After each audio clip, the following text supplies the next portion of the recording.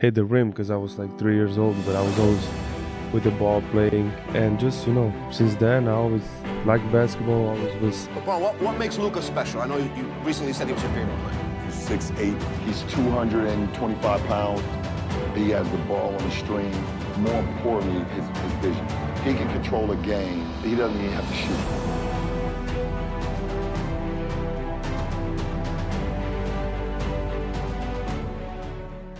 There are great NBA players, and then there's Luka. He doesn't jump out of the gym.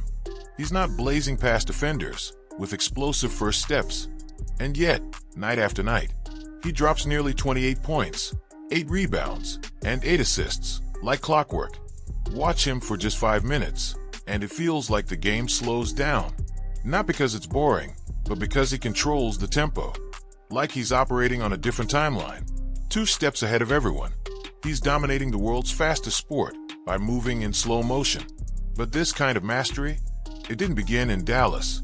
Before the bright lights, Luka was already a legend overseas. Born in Slovenia, he picked up a basketball before he could tie his shoes. By his early teens, he wasn't just competing with older kids, he was destroying them. At just 13, Europe's most prestigious club team came calling. He packed up, left home, and moved to Spain to join Real Madrid's academy. For most kids, it would have been overwhelming, but not for Luka. By 15, he was training with the senior squad. By 16, suiting up in the EuroLeague. And by 19, he was the MVP, Final Four MVP, and champion, all in one season. His dominance in Europe was historic. But despite all that, NBA scouts weren't sold. The question marks followed him across the Atlantic. Is he quick enough? Can he handle NBA speed? Is he just another good in Europe guy? Selected 3rd overall, then immediately traded, Luka walked into the league with something to prove. He didn't waste a second. In his very first season, he put up 21 points, nearly 8 rebounds, and 6 assists a game. But it wasn't just the numbers, it was the way he did it. The poise, the vision, the control. He didn't play like a rookie. He played like a vet. And by season's end, he was holding the Rookie of the Year trophy, making everyone who doubted him look silly. But that was just the beginning. If Luka Doncic retired today, would he be a Hall of Famer? He would have to be. And so here, I would say yes. I would lean towards it because of what he actually did. But the thing is, like, I feel like the Hall of Fame is biased also. Of me, of course, they're biased. But, like, are they really considering, like, what he's done in the EuroLeague and everything else? I don't really think so. Who has had the better European basketball career, Giannis or Luka? And factor in NBA. Luka. No, factor in both So just sides. the Boston career. His best basketball career. Giannis. Because I hate to say this, but of course, because the award is being given or the honor is being given in America, you have to weigh the NBA more than whatever's happening in the EuroLeague or like anywhere else in Europe, even in the national competition. In just a few years, Luka skyrocketed from promising young player to walking record book. 5 All-NBA first-team selections by age 26, over 90 triple-doubles, game winners that broke hearts, and a 60-point, 20-rebound, 10-assist night that looked like something straight out of a video game.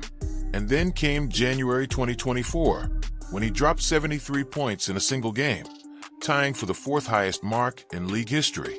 He's the only player to record a triple-double against all 30 NBA teams. Even crazier, he did all of this before his 27th birthday. But it's not just what he's doing, it's how he's doing it.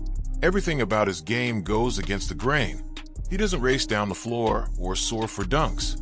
He beats defenders with hesitation, timing, and precision. His footwork, surgical. His fakes, deadly. His calm under pressure, ice cold. Where others rush, Luka waits. Where others power through, he picks you apart. You can't speed him up. You can't throw him off rhythm. Because he's never in a rush, he's in control. And it's that control that makes defenders look helpless. But if you think this style came out of nowhere, think again. Luka is the blueprint of basketball brilliance, crafted from bits of greatness.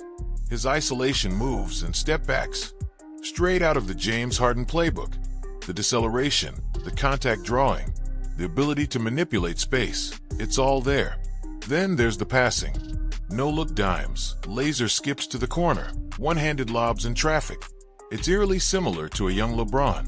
He's got the floor vision and flair of Magic Johnson. Full court bounce passes, circus finishes, that unmistakable Showtime flair. But there's some Larry Bird in there too. The tough fadeaways, the wild angle shots, the disrespectful creativity. And don't forget his European roots. He's got Dirk's footwork, Jokic's control, and the unteachable patience of a chess master. It's not that he's copying these legends. He's evolving them. I want to know about Luka. What's it like guarding him? He's just so smooth with it. Like, I just love his game. I love his game. At first I didn't when he first came into the league, because I'm like, all it is step back threes, and they be short as hell. He's shooting like 27%, 30% from the three-point line early on. It's like, this is the guy. Then his games just start expanding. His ball handling, getting to the rim, how he breaking guys down in the mid-range now. A few years ago, it felt like it was only threes and layups. Now he posting up, shooting fadeaways, a lot of midi work along with the threes and lays. So he just made himself into a complete offensive player. Stat heads, get ready, because the numbers behind Luka are just as crazy as his highlights. A career usage rate of 35.5%. That's not just high, that's historically high. We're talking, this guy is the offense. Levels.m his player efficiency rating, 25.5. That's superstar territory. His box plus minus, 7.6, MVP level. His win shares, 56.5 in just 7 seasons. He's a gravitational force. When he's on the court, everything changes. In Dallas, he made average teammates look elite. And when he joined the Lakers in 2025, the entire offense transformed. They weren't just better, they were surgical. Plus 9.3 in net rating when he plays. That's not a star. That's a system. Here's the craziest part. He's only 26. Third all-time in points per game. Second all-time in playoff scoring average. 8 playoff games with 40-plus points. Multiple 60-point games. Triple-doubles in every city. Records that normally take 15 seasons. He's stacking them in 7. And somehow, it feels like he's just getting warmed up. He's not built on athleticism that fades. He's built on skill, vision, control, and IQ. All things that age gracefully. So what happens in year 10? What happens when Luka hits his prime? Whether you're a stat nerd or a highlight junkie, one thing's for sure. Luka is doing things we've never seen before. He's the slowest fast break, the quietest killer, the most unstoppable force without ever needing to sprint. And he's only getting better. So now I've got a question for you. Is Luka already the best defensive player alive? Let me know in the comments. And don't forget to like, subscribe, and turn on that bell for more deep dives into the NBA's most unbelievable talents.